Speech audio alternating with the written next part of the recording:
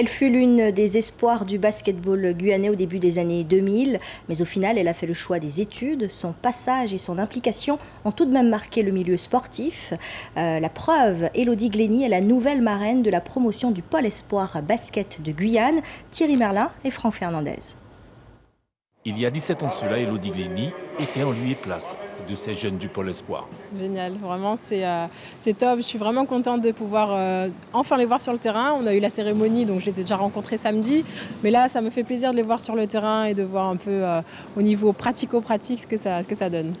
D'autant qu'Élodie est depuis samedi dernier la marraine de la promotion 2021-2022 du pôle espoir basket.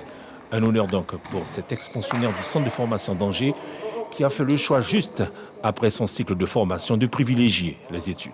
Et même si on n'aboutit pas, parce que aujourd'hui c'est mon témoignage, c'est que je ne suis pas arrivée au haut niveau comme Christophe ou comme Steve, qui ont évolué en Pro A ou en Pro B, mais c'est toujours possible de rebondir et d'utiliser justement ce tremplin du pôle espoir pour pouvoir atteindre d'autres objectifs sportifs et professionnels. Et après de brillantes études de kinésithérapie, Élodie décide entre 2014 et 2016 de se mettre à la disposition des jeunes espoirs du basket. J'ai pu renouer avec les jeunes, mais dans une autre position. Et ensuite, j'ai eu envie de me spécialiser. J'avais ce petit goût de pas assez, donc j'ai envie de me spécialiser dans la kiné du sport. Et je suis repartie. S'ensuit donc une spécialisation dans la kinésithérapie du sport et une expérience dans l'encadrement du basket Lac Montpellier, l'un des clubs phares du basket féminin français.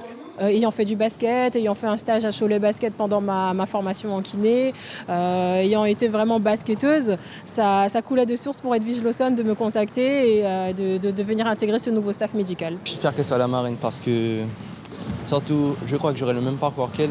Enfin, je vais faire le même métier qu'elle aussi. Elle nous a adressé surtout qu'il ne faut pas oublier qu'il y a l'école à côté, qu'il ne faut pas faire que du basket.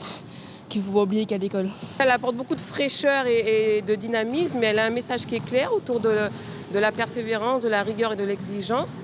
Et aussi, elle a fait un choix à un moment donné entre la partie sportive et la partie professionnelle. Élodie se dit surtout prête à s'investir auprès des jeunes basketteurs de Guyane. Reste à savoir si un retour définitif au pays est programmé. Wait and see, je sais pas. Franchement, je sais pas. Pour l'instant, quand je suis partie de Guyane, je donnais cette anecdote samedi lors de la cérémonie. J'étais partie pour 18 mois juste pour me spécialiser et revenir. Et ça fait 5 ans aujourd'hui que je suis en métropole, donc on verra bien ce que l'avenir nous réserve.